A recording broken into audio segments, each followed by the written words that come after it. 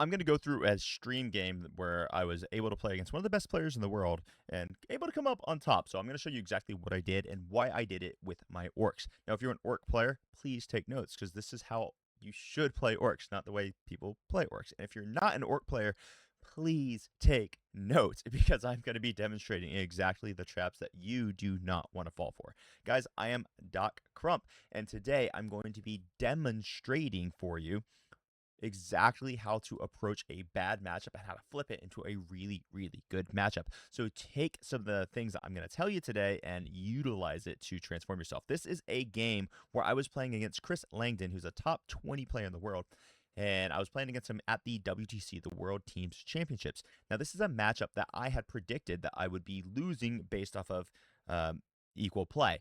But it turns out that the way I was able to position myself on the board gave me a really, really, really good chance to go for the throat, which I took it, and I ended up with a huge win, which slingshot us into a round draw against Team England. So please pay attention. This is a very, very close matchup. So Chris Langton was playing the Legion of Excess plus Warp Tide, which right now is the boogeyman of the meta. I was playing Orcs, which is another boogeyman of the meta. So we're talking about two top tier armies here, and probably our each team's highest respective scorer going for the throat here. This was a very, very important matchup. Now, due to just YouTube stuff, I'm not going to play audio here, but what I'm going to do is I'm going to walk you through the decisions that are made on the table and what allows this game to progress. I find a lot of times people can understand positioning, they can understand rules, but they have a really hard time implementing things. So I'm hoping that if I show it to you, it's going to sink in a little bit better. So this was streamed on the 6 Plus Plus gaming channel on YouTube. Please go give those guys a subscription and a follow because they deserve it. They are great streamers and they're really, really great guys. So I'll also leave a link to this video in the description down below. We're not going to listen to audio right now. I'm just going to basically be doing it off of pictures. Okay, so effectively, the very first thing that we're doing is we are going to be doing a deploy off. Now, if you don't know what my Warhorde army list is, it's in my previous video where I was going through my WTC run, but just to quickly give it to you, I'm Gaz with a Pain Boy, follow me lads and the boys. I'm Wazdaka Gutsmik, Solo Boss Bosrog, I'm Double Docker Rig, I'm Zogrod Wartsnaga with 20 Gretchen, no Runt Herds. I'm one naked squad of Gretchen. I'm one naked squad of boys. I'm a squad of Snagas with the Beast Boss, one truck, and then I got the 8 Squig Hogs with the Beast Boss and Squigosaur with kind of a brutal for the fallback, shoot, and charge. That's effectively what the army is. There's a Boss Necron in there as well. Then my opponent is running a fairly standard Legions of Excess army. The only kind of interesting nuance he had here was he had 3 squads of the Daemonettes with the Contorted Epitome, because it makes the Thieves of Pain stratagem, which is a stratagem that allows him to bounce wounds off as mortal wounds onto another unit, exceptionally powerful because the Contorted Epitome gives their squad a feel no pain against mortals. It effectively over doubles the amount of wounds that a unit can suffer. It's an extremely powerful stratagem, and that's what he was really teching into. So he had 60 Demonettes, 3 squads of them with the Contorted Epitome. He had 1 Keeper of Secrets, 18 Fiends, and the Mask of Slaanesh, and that was about it. I might be missing 1 or 2 things. Anyway, we're starting with the deployment. I believe he had to deploy first. If you look at this, he's up top, I'm on bottom. We're playing a Dawn of War deployment. This is take and hold versus reconnaissance. So the way that take and hold wins this game is we hold objectives and we kill our opponent while either we are on objectives or our opponent is on objectives. The way reconnaissance wins this game is they get points for being in table quarters. So whether if they're in 3 table quarters, they get 3 victory points. If they're in 4 table quarters, they get 6 victory points at the end of the turn. So it's a high scoring game and there are a lot of fireworks. So deployment is pretty simple. My general strategy in deployment is give them the things that don't give them information first. So when I put these Gretchen on my home field, it's not giving him any information at all, right? So always give low amounts of information first. So we're going around, we're doing our deployment. This is effectively what our deployment ends up as, and this is turn 1. So now Chris actually ends up going turn 1. And you can see basically what his army looks like. So he's got his Fiends stuck up here in the center. He's got Daemonettes on his home field. He's got another squad of Daemonettes with a contorted Epitome on his home field. He's got Fiends by his natural expansion with Keeper Secrets, and then a squad of Daemonettes and another Daemonette squad with a contorted Epitome. In reserve, he has the Torment Bringer, which is a chariot that gets his entire army effectively +1 to wound and sustained hits. He also has another 6 Fiends. this is this is probably the most damaging army in the game, and he is prepared to cause damage. Now he does go first, and what he does is he sends his Daemonettes up into the center because he draws center ground, and he really, really wants those center ground points. He also gives me these Flesh Hounds in turn 1. The reason why he's doing this is because it scores him 3 victory points in turn 1 for being in 3 table quarters, and he's ready to just start getting victory points right off of the rip. A relatively conservative turn, but he is giving me a unit, but he really has no choice. If he wants points on the board, he has to give me that unit. That is why Take and Hold tends to like this matchup. But the amount of damage and the fact that he's faster than me tends to be why he likes this matchup as well. So anyway, that's what happens. It was a conservative turn 1. He put the Daemonettes in the squad in the center to get him center ground, and he also puts these Flesh Hounds over here. So then, when my turn 1, if you see me, what I do, actually, you see me using this straight tool for measurements. The reason why you always see me use like straight sticks instead of utilizing a tape measure is because tape measures really aren't accurate. Depending on the angle that you're holding it at, you can very easily give yourself an extra inch and a half of movement, or nerf yourself an inch and a half movement based off of how angle you're holding the tape measures with. I just don't like using them. They're very inaccurate, so I always use straight measuring sticks. I just put them on the table. It makes it a lot more accurate when you're moving your models. So that's why I do that. And that's not me attacking anyone. I mean, people are fine. I just prefer that. That's why I use straight sticks. Anyway, so my turn 1 movement is pretty simple. If you see over here on his natural expansion, I turn 1 advanced my boys out of the truck, and they went and touched his natural expansion. The reason why I did this is because this will deny my opponent 4 victory points in turn 1. Sure, my boys are going to die. Doesn't matter. It's going to deny him the victory points, which is very, very big. I'm going to end up moving slightly more over the course of this turn. You can see me moving my Dacker rigs up. These 2 Dacker rigs moved up to shoot those Daemonettes that were in the center. Unfortunately, the Daemonettes ended up surviving with 1 model, which was annoying, to say the least. But my Squig Hogs moved up, and they are now touching the center, out-OCing my opponent. So even if he does regenerate enough Daemonettes onto the center, utilizing his army rule and his stratagems, I will still control it, and he will not control it. I also end up throwing Snickrot into the center here. His job was to charge and kill this model if he could, but I failed to charge, so no charge there. We also have Wazdaka on the right flank here. He just killed the puppies and staged for next turn. So when you look at my board position here, I'm actually in a really, really good position because my opponent can't really charge me next turn, and I didn't need to do a turn 1 WA because I don't need to be super defensive here because my opponent really just can't afford to charge me. He's got 1 squad of Fiends that can move 12 and charge, but that would just give me a free heroic intervention with gods, which would kind of automatically lose the game for Chris. So he's not going to do that. And on the flank here, he's going to kill these normal boys, but honestly, I just don't care. Their job is done. They just need to deny him a few victory points in turn 1, in turn 2. So, and that is exactly what they did. So overall, right now, we both had relatively conservative turn 1s, and I think it was right now everyone's feeling fine about the game. Nothing crazy has happened. Then we go on into Chris's turn 2. Now, let me back up here. Chris's turn 2 looks basically what we expected. He out-OCs me in the center by putting a bunch of Daemonettes. He kills the boys that were over here. And that's about all he could do. Now, the 1 Daemonette that survived actually ended up regenerating another Daemonette. They fell back, or they didn't fall back. They just moved up here to get that 3rd table quarter. And I overwatched and didn't get any sustained hits, didn't kill him. Sad, pretty bad overwatch. It is what it is. So he's going to gain an extra 3 victory points off of that. And that was effectively Chris's turn. So Chris is really setting himself up for a super, super strong turn 3 push.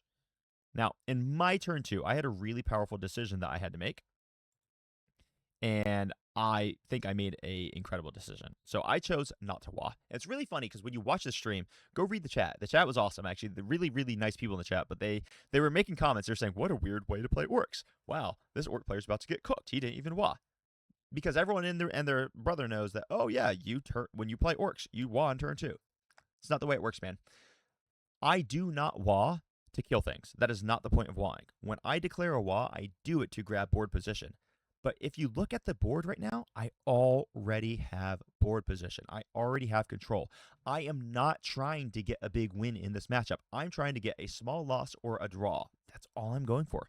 And if I was playing in singles, all I would be doing is trying to get a very small win. So I don't need to be aggressive. All I need to do is just sit here.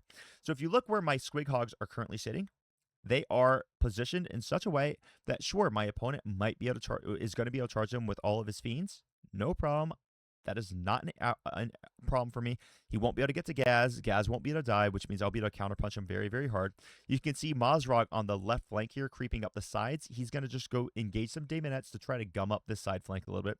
You see where this cardboard box, that's actually my Snickrot model. He's my big boss Snickrot from Metal Gear Solid, if any of you know. If you know, you know.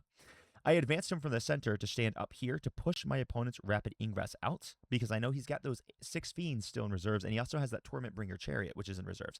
So I'm pushing them out in reserves. Let me just go for it a little bit more.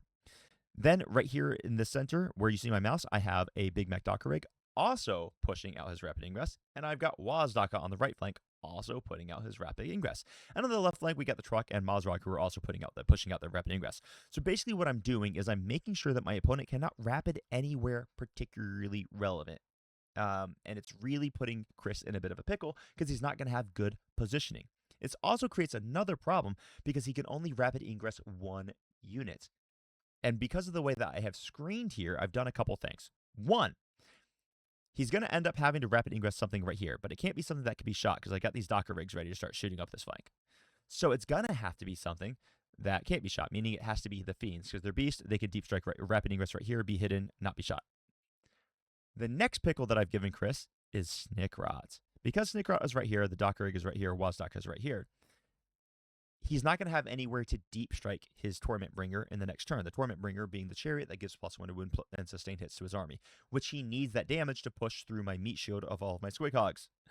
So there's nowhere for him to land it. So right now, what Chris has to do is he has to hope that these Daemonettes survive the shooting from 2 Docker rigs, and that he's going to be able to spend 2 CP to then heroic into my boss, Snickrot. That's what he's hoping for. This means that he is doing exactly what I want him to do. If you look at my board control right here, I have put Chris in such a position that he only has one choice. And that one choice is very, very simple. He has to go full send next turn. He doesn't get to choose. And here's why. And when he does it, he's going to have no CP to back himself up. Here's why. Looking at this board state, I have solid control of the center. I have solid control over my natural expansion. Now, he got lucky here. His Daemonettes took almost no damage from my 2 Docker rigs, so I had a really, really big whiff in my shooting, so he got lucky. So they are going to survive. So I had accounted for this in my plans, because now he's going to have to spend 2 CP to heroic these Daemonettes into my boss Snickrot. If he doesn't, there will be nowhere in his turn for his Chariot to deep strike, meaning he will not get his damage buffs across my army, meaning he will just bounce and do no damage at all. As you can see here, he obviously Rapid Ingressed these Fiends into its position. Because of this, my opponent will be able to full send into me, but he's going to have to do it with no CP. So by me placing Snickrot here, I have told my opponent, I was like, hey, listen, you must heroic. You must spend your 2 CP. You must spend your 1 CP for Rapid Ingress. And then when I do and then in the shooting phase, you're probably going to have to spend 1 CP for a Thesis Pain. So I forced him to spend almost 4 CP in this turn, meaning in his go turn, he'll have no CP. I forced that. And since he understands the board position, he knows he doesn't have a choice but to do these things. Because of the way that I'm positioned, if he doesn't full send into me this turn, I have 1 of 2 options. Both options are good. 1, I could wall and just hit his entire army. Or 2, I could just not do anything and just stand still because I'm crushing on points at this point because I'm scoring max primary here. I'm scoring primary over here. He's not able to get into the table quarters to score more victory points. So I'm just winning the game just by sitting here. I don't have to move. My board control has determined that I now no longer have to take any risk at all. Some people might say, oh, but he could just charge your Docker rig, he could just charge Snickrot and do these things. Sure, but then I get to just obliterate him piecemeal the next turn. So basically what I've done is I've put Chris in a position where he has no good choices. Okay. Now, Chris does make this heroic intervention, and he does end up killing Snickrot with the Daemonettes. Now, we're going to position for his go turn. So this is his go turn. He moves everything out, and he ends up charging everything. He just really has no choice. The only thing he doesn't charge is he does not charge these Daemonettes on his home field into Wazdaka. The reason for that is he's afraid that Wazdaka will just kill them in his turn, meaning Wazdaka is then free to go do whatever he wants. It was actually a correct decision to not send these Daemonettes into Wazdaka now. So he does a full send maneuver. I whiff an Overwatch. And at the end of his charge phase, you can see something very, very interesting. Right here, we have this Docker rig, we have these squigs. I have these guys positioned in such a way that my opponent will never be able to overrun fight into Gaz, because I will spend 2 CP to fight on Death with the Hogs, meaning that his fiends that are all going to be engaged with the hogs will not have the opportunity to do another pile-in for an overrun fight. So no matter what, Gaz is not getting hit this turn. The only way it could happen is if he kills me and then consolidates into me, at which point I don't care, because then I get to hit him for free, right? So what Chris ends up doing is he actually does a desperate move, which a lot of people are criticizing him for, but it was actually the smart move. It was the correct decision. This squad of fiends up here on the left side of this blue measuring stick here is going to do a charge into the Docker rig and the beast bosses. What Chris is going to be doing is he's actually hoping that I do a heroic intervention with Gaz, which I will, of course, do. Because if he didn't give me this, then I was going to be able to do it into the rest of his squads. So now he's giving me this, hoping I do it. I mean, in an ideal world for him, I would fail the heroic intervention, which would be like literally perfect for him. That doesn't happen. I do make the heroic intervention. But the next best thing is that I fail to kill his entire squad. And because Gaz is here in the middle, it's a little harder to see on the screen. It might be challenging for me to get Gaz engaged with this unit, which means maybe a fiend lives. And if a fiend lives, I'm in trouble because then Gaz can't advance and charge in the wall turn, and he's stuck in combat. So it was actually a very, very good play. Now, it didn't work out for him because I did roll a decent heroic, and I did obliterate the squad, as Gaz certainly should obliterate. So at the end of Chris's turn, he killed all the hogs, but the hogs fought on death and killed a bunch of stuff of his. And effectively, this is what my Wa turn looks like. So now Mazrag died over here to the Keeper's Secrets. These Snagas go up the flank, kill the Keeper's Secrets, kill all these Daemonettes. Gazkul moves on up, charges and kills all of these fiends. Zodgrod moves up, kills this unit of Daemonettes. And then Wazdaka kills all the Daemonettes up here. And that's basically the end of the game. So this is what the charge phase looked like. Blah, blah, blah, blah, blah, blah. And that's effectively what the end of the game board state looks like. And it ended up a 17-3 to me. The reason the game went this way is because I had the patience to not Wa in turn 2. People think that orc players just Wa in turn 2. They think that's what we have to do. That's not what we have to do. I actually highly recommend you go take a look at this entire game. And I also highly recommend that you watch my interview afterwards because I go through some of these things. I Wa, and I recommend that you Wa, with the sole stated intention of grabbing board control. Board control is the art of dictating what your opponent has to do. I like to tell my opponent what they have to do with my play. That's how I play Warhammer. That's how I highly recommend you play Warhammer. Now, go watch the stream game. Chris was an awesome guy. Just a heads up, if you do, when you do watch it, when I play Warhammer in real life, I talk crap. It's how I am. It's my personality. And I also always give my opponents a heads up. I tell them, hey, I talk crap. It's part of the fun for me. If it's a problem for you, please tell me and I will stop. I'm very, very courteous about it. If anyone has, and it has happened, people have asked me to stop talking crap and I immediately stop. Most people just like the fun back and forth banter, so it's a lot of fun. So if you hear me on here talking crap, you hear me like cursing and stuff, maybe don't watch it with your kids because, yeah, I mean, I talk crap when I play Warhammer. It is what I do. It's what it is. And we were having an absolute blast. Chris was a total gem here, and I think you can learn a lot about positioning by watching this game. So there it is, 6++ Gaming. Shout out to them. I'll leave the link in the description down below if you want to go watch it yourself. If you have questions for me about how I play orcs, you can definitely book a coaching call, and I'm happy to break it all down for you and so that we can get you more wins and having more fun at Warhammer. So guys, that is the video for today. I appreciate all of you, and I hope you have an amazing day. Crump on. Bye-bye.